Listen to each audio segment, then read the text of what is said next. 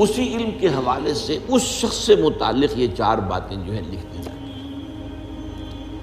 اب اس کو سمجھنا چاہیے، اصل میں جو بات مسئلہ تقدیر کے سمجھنے میں، جو یوں سمجھیے کہ ایک بہت آسان فارمولہ ہے اگر سمجھنا چاہے انسان، اور یہ میں عرض کر چکا ہوں کہ سمجھنا چاہیں گے تو سمجھ جائیں گے، تفصیل میں جائیں گے تو الجھ جائیں گے، اور مناظرہ اور مباحثہ کریں گے تو گمراہ ہو جائیں گے۔ چنانچہ اسی پر میں حدیث آپ کو سنا چکا ہوں کہ ایک مرتبہ حضرت ابو ہریرہ فرماتے ہیں کہ حضور صلی اللہ علیہ وسلم برآمد ہوئے اپنے حجرے سے، اور ہم مسجد کے گوشے میں بیٹھے ہوئے تقدیر کے بارے میں بحث کر رہے تھے، تو آپ شدید ناراض ہوئے، اور اس قدر آپ کا چہرہ مبارک غصے کی وجہ سے سرخ ہو گیا کہ ایسے محسوس ہوا جیسا آپ کے گالوں میں انار کا رس جو ہے وہ ڈال دیا گیا ہے، وہ اس کے اوپر بہا دیا گیا، وہ سرخ قندھاری انار، اس کا تصور کیجیے، وہ عام انار نہیں جس کے اندر وہ رنگ نہیں ہوتا۔ پھر آپ نے فرمایا غصے سے، کیا تمہیں اس بات کا حکم دیا گیا؟ کیا مجھے تمہاری طرف اسی کام کے لیے بھیجا گیا کہ اس مسئلے میں تم بحث کرو؟ عزمت علیکم میں تاکید کر رہا ہوں اس مسئلے میں بحث سے گریز کرو، بحث مت کرو۔ تو یہ مسئلہ اگرچہ اس اعتبار سے بڑا مشکل ہے، اگرچہ سمجھنا چاہیں تو سمجھ سکتے ہیں، لیکن میں ایک اور حدیث بھی آپ کو سنا دوں کہ اس پر ایمان کس قدر لازم ہے۔ یہ ایک تابعی ہے حضرت ابن الدیلمی رحمۃ اللہ علیہ، وہ فرماتے ہیں، طویل حدیث ہے، میں اس کا خلاصہ بیان کر رہا ہوں، کہ میرے دل میں تقدیر کے بارے میں کچھ وسوسے پیدا ہوئے، تو میں نے جو بھی کبار صحابہ اس وقت زندہ تھے، بقید حیات تھے، ان سب سے ملاقات کی۔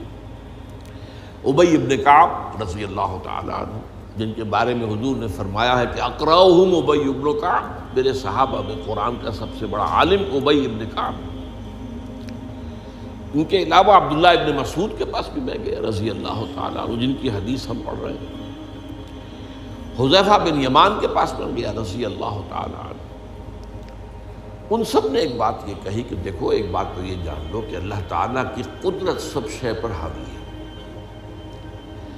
اللہ تعالیٰ اگر لو ان اللہ عذب اہل سماواتہ واہل ارضہ عذبہم وہو غیر ظالم لہم، اللہ اگر تمام آسمان والوں کو اور تمام زمین والوں کو عذاب دے تو اسے عذاب دینے کا حق حاصل ہے، وہ عذاب دے سکتا ہے بغیر اس کے کہ ہم کہیں کہ وہ ظالم ہے۔ تمام زمین والے اور تمام آسمان والوں میں تو نیکوکار بھی آ گئے۔ یہ اصل میں ایک بڑا اہم مسئلہ ہے کہ جو ہمارے اور معتزلہ کے درمیان مختلف فی ہے۔ معتزلہ ہی کے انداز میں اہل تشیع کا عقیدہ بھی ہے کہ اللہ پر عدل واجب ہے، اہل سنت کے نزدیک اللہ پر کوئی شے واجب نہیں، اللہ کا اختیار مطلق ہے، جو چاہے کرے۔ چنانچہ وہ ظالم کو معاف کر سکتا ہے جب چاہے، اور وہ کسی اچھے آدمی کو عذاب دے سکتا ہے جب چاہے۔ یغفر لمن یشاء ویعذب من یشاء واللہ علی کل شیء قدیر۔ یہ سورہ بقرہ کی آخری آیت میں ہے کہ آیات میں سے ہے، لاسٹ بٹ 3 آیت میں۔ تو اس اعتبار سے اللہ کا ایک تو اختیار مطلق ہے۔ پھر میں زید ابن ثابت کے پاس گیا تو انہوں نے یہی بات مرفوعاً بیان کی کہ میں نے خود حضور سے سنی ہے یہ بات۔ باقی 3 صحابہ کے بارے میں تو وہ کہتے ہیں کہ انہوں نے گویا کہ اپنی رائے کا اظہار کیا، اور اگر اللہ تعالیٰ چاہے لو رحمہم، تمام آسمان والوں اور تمام زمین والوں کو بخش دے اور رحم کرے، لکانت رحمتہ خیرا لہم من اعمالہم، تو اس کی رحمت جو ہے وہ یقیناً لوگوں کے اعمال سے بہت بالا ہے، بلند و برتر ہے، تو جو چاہے کرے۔ وہ ابو جہل کو بخش دے، کون اعتراض کر سکے گا؟ اور وہ کسی سے بڑے شخص کو جو ہے وہ عذاب دے، کون اعتراض کر سکتا ہے؟ اس اعتبار سے پھر انہوں نے فرمایا وَلَوْ أَنفَقْتَ مِثْلَ أُحَدٍ ذَهَبًا اور دیکھو ابن الدینمی جان لو، اگر تم احد کے پہاڑ کے برابر سونا اللہ کی راہ میں خرچ کرو گے فی سبیل اللہ، ما قبل اللہ منک حتی یؤمن بالقدر، اللہ تعالیٰ اسے تم سے قبول نہیں کرے گا جب تک کہ تم تقدیر پر ایمان نہیں رکھو۔ اور اس کے بعد فرمایا اعلم، جان لو، انما اصابک لم یکن لیخطئک، جو چیز تم پر واقع ہوتی ہے، کوئی تکلیف آتی ہے، کوئی حادثہ پیش آتا ہے، وہ تم سے ٹلنے والا تھا ہی نہیں۔ مطلب یہ کہ تم سوچو کاش میں یوں نہ کرتا، یوں کر دیتا، اگر یہ ہو جاتا، وہ ہو جاتا تو میں بچ جاتا، نہیں، وہ تو آنے والی بات تھی، وہ اللہ کی کتاب، وہ اللہ تعالیٰ کے علم قدیم کے اندر پہلے سے لکھا ہوا تھا، تو موجود ہے، تو وہ تو آنی ہی آنی تھی۔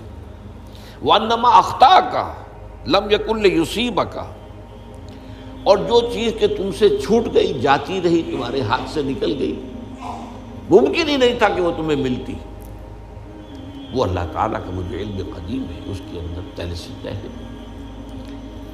وَلَوْ مِتَّ عَلَىٰ غَيْرِ هَٰذَا لَدَخَلْتَ النَّارَ، اگر دیکھو تم غور سے سن لو، اگر اس عقیدے کے سوا کسی اور پر تمہاری موت واقع ہوئی تو جہنم میں داخل ہو جاؤ۔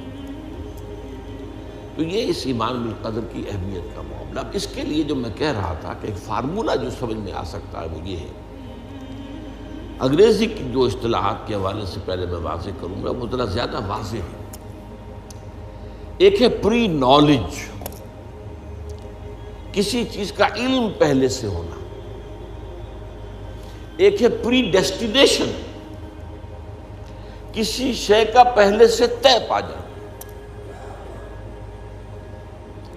ان دونوں میں گڑبڑ کا نہیں کرنا چاہیے۔